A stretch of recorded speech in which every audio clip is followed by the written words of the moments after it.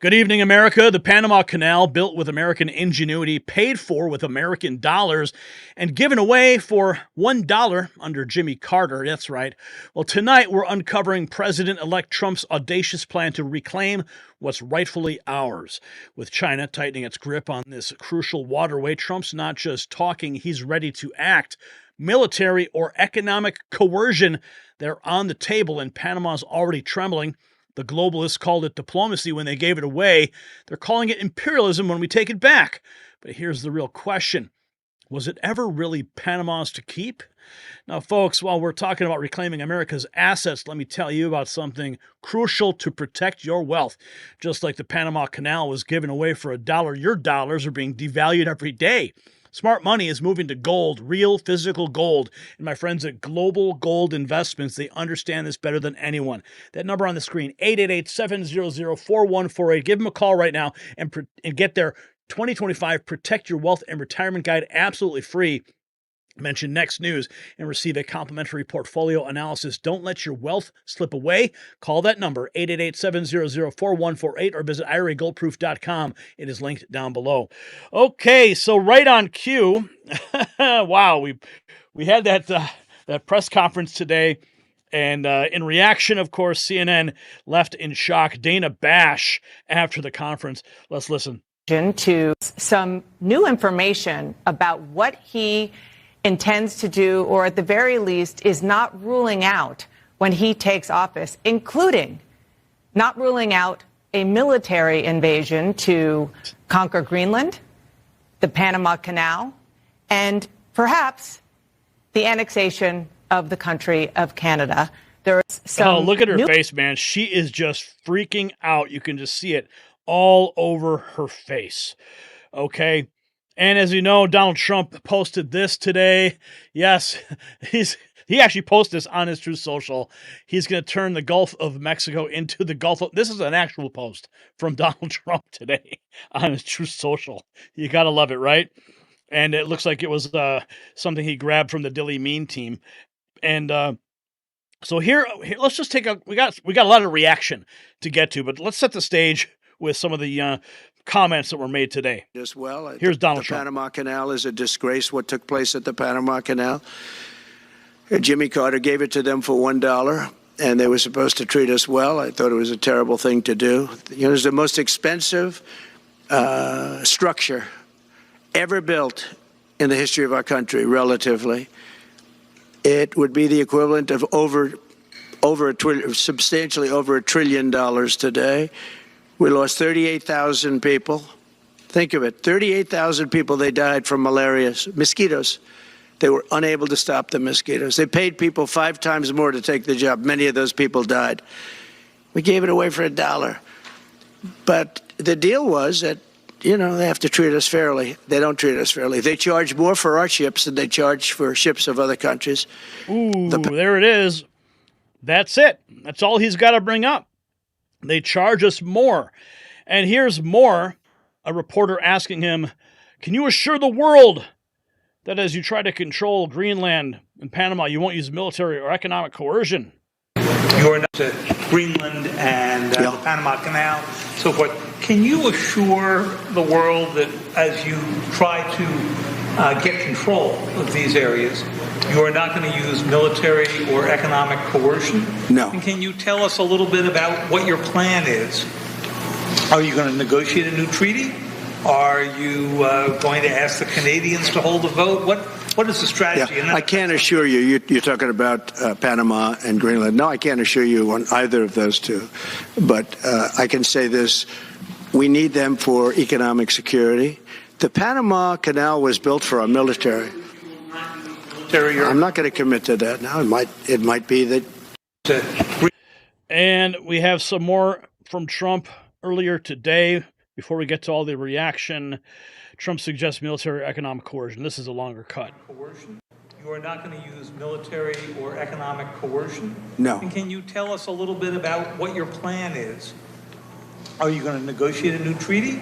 Are you going to ask the Canadians to hold a vote? What is the strategy? Yeah, I can't assure you. You're talking about Panama and Greenland. No, I can't assure you on either of those two. But I can say this. We need them for economic security. The Panama Canal was built for our military. I'm not going to commit to that now. It might be that you'll have to do something. Look, the Panama Canal is vital to our country. It's being operated by China. China. And we gave the Panama Canal to Panama. We didn't give it to China. And they've abused it. They've abused that gift. It should have never been made, by the way. Giving the Panama Canal is why Jimmy Carter lost the election, in my opinion, more so maybe than the hostages. The hostages were a big deal. But if you remember, and nobody wants to talk about the Panama Canal now because, it's inappropriate, I guess, but because it's a bad part of the Carter legacy. But he was a good man. Look, he was a good man. I knew him a little bit, and he was a very fine person, but that was a big mistake. Giving the Panama Canal to Panama was a very big mistake. We lost 38,000 people. It cost us the equivalent of $1 trillion, maybe more than that. Probably the most expensive, they say it was the most expensive structure, if we call it a structure, which I guess you can, ever built. And giving that away was a horrible thing. And I believe that's why Jimmy Carter lost the election, even more so than the hostages. Those two things. If I could just follow up on Ukraine and Iran. So this was explosive today. And of course, like I mentioned, the Gulf of America is on the table too. Marjorie Taylor Greene has also stated that she just introduced a bill, but here's the Gulf of Mexico remarks. We're going to be announcing at a future date pretty soon. We're going to change because we do most of the work there and it's ours. We're going to be changing sort of the opposite of Biden, where he's closing everything up, essentially getting rid of $50 to $60 trillion worth of assets. We're going to be changing the name of the Gulf of Mexico to the Gulf of America, which has a beautiful ring that covers a lot of territory. The Gulf of America, what a beautiful name. And it's appropriate. It's appropriate. And Mexico has to stop allowing millions of people to pour into our country. They can stop them. And we're going to put very serious tariffs on Mexico and Canada, because Canada, they come through Canada too, and the drugs that are coming through are at record numbers. And how about you put a wall up down there by the Darien Gap too, Mr. President? Okay, so here is this is the bill. Diligent Denizen reported 3 hours ago. Georgia U.S. Representative Marjorie Taylor Greene has introduced a bill to change the name of the Gulf of Mexico to the Gulf of America. We are not messing around. House of Representatives to rename the Gulf of Mexico as the Gulf of America, being enacted by the Senate and House of Representatives of the United States of America in Congress assembled. Section 1 short title. This act may be cited as the Gulf of America Act of 2025. Renaming the Gulf of Mexico shall be known as the Gulf of America. Any reference in a law, map, regulation, document, paper, or any other record of the United States to the Gulf of Mexico shall be deemed to be reference to the Gulf of America. The Secretary of Commerce, acting through the Administrator of the National Oceanic and Atmospheric Administration, shall oversee the implementation of the renaming described in subsection A with respect to each federal document and map. Not later than 180 days after the date of the enactment of this section, the head of each federal agency shall update each document and map of the federal agency in accordance with the renaming described in subsection A. Yeah, folks, it's happening. The bill is already in play. Now, Donald Trump's been talking about this stuff. He's been talking about the Panama Canal for quite a minute. I mean, before the new year, he was talking about it. And even back then, we had this guy who's the president of the Panama president firing back after the first utterances of Trump in his remarks. And fellow citizens, as president, I want to state clearly that every square meter of the Panama Canal and its adjacent area belongs to Panama and will remain so. The sovereignty and independence of our country are non-negotiable. Every Panamanian, here or anywhere in the world, carries it in their heart, and it's part of our history of struggle. And it's also part of our history of struggle too, sir. So back on January 2nd, Panama's foreign minister, he also weighed in, praising the strong operational relationship with the U.S. and expressed optimism about working with Trump, but he said there's nothing to discuss regarding the canal. Let's listen to his remarks right now. This was just a few days ago, and here it is. Our canal service in the U.S., we've always had a very beneficial relationship with this administration. Just to emphasize that, we've worked very closely. The same day President Mulino signed in 69 minutes, and understanding with the purpose of better managing irregular migration. It's a sign of the great operational relationship that exists between both countries. Up to this moment, we are working on the expansion. Biden, and we are sure that starting January 20th, we will work the same way, maybe even better, with the expansion of the Trump SEO. Of course, we always are interested in more ahead, as they do, regarding their country. Will there be any communication immediately once the President-elect of the U.S., Donald Trump, takes office about this Panama Canal issue and what he has stated from the Panamanian government? Regarding that, I have to say that President Moreno has been clear about the canal. There's nothing to discuss with the U.S. or any other country. I want to emphasize Panama has had for 25 years an asset at the service of the world. I believe it's one of the best partnerships between a country and the world. Our canal serves over 180 countries, more than 190 ports, and 1,900 routes. The port that benefits the most for receiving and for sending, for importing and for exporting, by far, a huge difference, is the Egyptian port. That is to say, we, at this moment, already provide a great benefit to the world, a great benefit particularly to the U.S. through the Port of Houston. I think here in this situation, our motto fits perfectly. By Moody Perez, on the next 9th of January will be the burial of the next 9th of January will be the burial of former President Jimmy Carter in the U.S. Will there be any delegation present from Panama in that country for these events? You know that this is a state funeral and the protocol is controlled and managed in the U.S. We will simply adhere to what is required.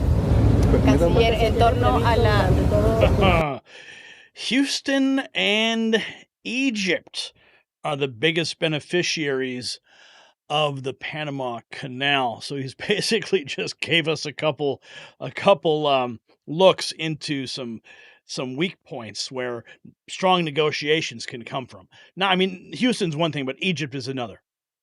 Okay. Now, this is on December 27th. This was published by CNN. And this is former Defense Secretary Mark Esper, Trump's former Defense Secretary Mark Esper, saying it's a negotiating tactic. Chinese. I don't know, man. I think This is getting a little bit more than negotiating at this point. Amidst all of this, Mr. Secretary, President-elect Trump has been talking a lot about potentially expanding U.S. territory. He's talked about absorbing Canada and Greenland. Now he's suggesting taking control of the Panama Canal, just like he did in his first term, talked about it. You worked under Trump. Is this something that he's seriously considering?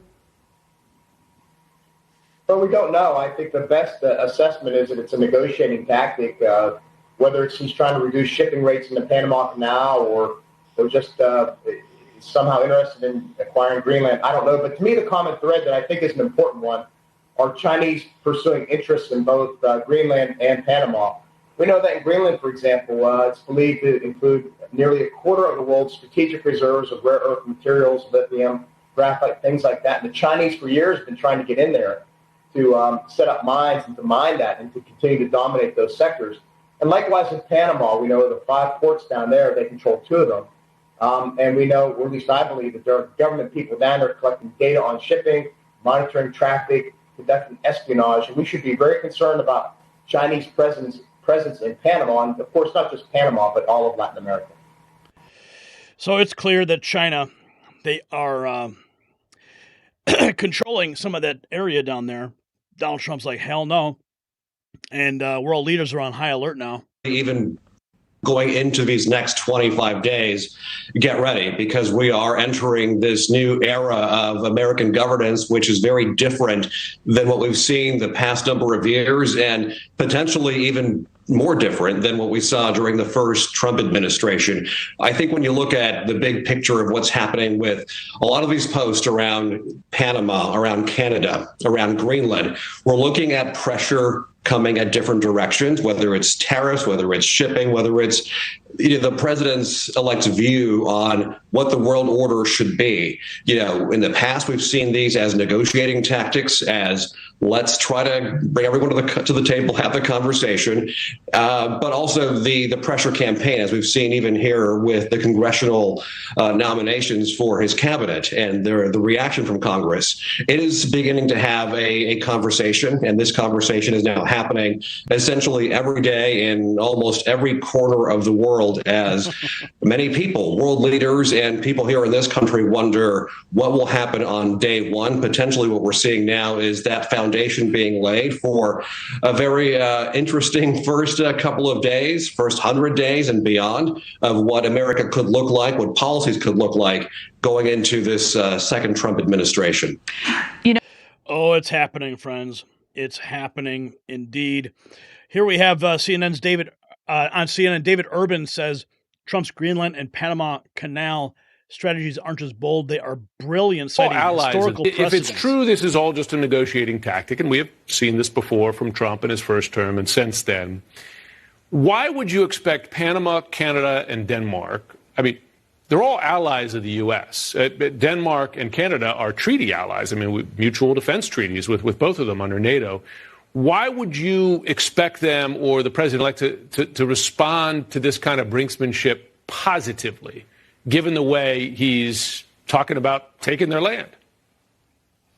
Yeah, so, Jim, I'm not sure he's talking their land. I think, there's the Monroe Doctrine, which I know everyone is familiar with, or maybe people aren't familiar with, but the sure. Sphere of influence, American sphere, yeah, and in the Western Hemisphere, right? And then there was the Roosevelt corollary to the Monroe Doctrine, which allowed you to carry a big stick and kind of work up and down the Americas to keep American interests at bay. And now this is the Trump corollary to the Monroe Doctrine, right? We're going to have that to secure America. Look, the United States has looked to buy Greenland before. In 1867, the State Department said we should buy Greenland. At the same time, we were buying Alaska from the Russians. In 1946, President Truman tried to buy Greenland from the Democrats, recognizing its strategic importance, its geopolitical significance, its mineral assets there. So it's not a crazy idea. It's been thought about a bunch of times before.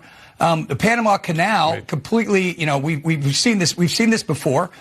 George H.W. Bush, when the treaty was signed in 77 and ratified, there was an out for America. The neutrality of the Panama Canal was ever threatened. We could use our military force to go back and make it neutral again. We did that in 1989. Wait, are you saying Trump is talking about using military force to take the Panama Canal back? No, listen, Jim, I'm saying that there is an out in the canal, in the treaty, that says if the neutrality of the canal is ever threatened by the Chinese or whomever else, the United States has the right to go back in. We did that before in Operation Just Cause. We did it. So Donald Trump confirming today that, well, military options are on the table. I don't think it's going to get to that. I think he's going to strong arm Panama and say, hey, bring down these costs for our ships, give us equal treatment, kick out the Chinese, get their influence out of the Panama Canal, and let's have an even playing field. I think that's all he's really trying to get here, and he's pushing everyone off balance with what he said today, with his tweets, And now everyone's talking about it. It's on every news channel. It's wall-to-wall coverage. And the world leaders are certainly off guard. Trump War Room posting this 8 hours ago. Panama is violating its canal treaty by cozying up to China, risking U.S. safety. And they were linking to a New York Post article. And humorously, MJ Truth Ultra posted people keep changing the Wikipedia page on Gulf of Mexico to say Gulf of America so bad the Wikipedia decided to lock down the page. Oh, and then we have Marjorie Taylor Greene. Nick Adams, he says the left wanted to and succeeded in renaming monuments, memorials, schools, military bases, and streets. If the name wasn't woke, they renamed it. Now President Trump wants to rename our Gulf the Gulf of America, and the left is up in arms. I guess we found the one name that triggers them the most, America. And we also have this was when Trump was on with Tucker Carlson. They control it. So we built a thing called the Panama Canal. We lost 35,000 people to the mosquito, malaria. Yeah. We lost 35,000 people building. We lost 35,000 people because of the mosquito. Vicious. They had to build under nets. But this is one of the true 7 wonders of the world. And you take a look at the Panama Canal. It was such an incredible engineering marvel. We sold it under Jimmy Carter. We sold it to Panama for $1. The following day, they quadrupled the amount of money that ships had to pay to get across. They didn't lose one ship. And now they've made it much bigger, and now they've widened it. They've doubled it, right? They've more than doubled it. And it's one of the most profitable things. Any time it's just incredible, right? We gave it away for $1. China now controls it. They actually control the Panama Canal. They run it, they control it. And we shouldn't let that happen. And we can't let China be in Cuba. And they'll get out. If I'm president, they'll get out.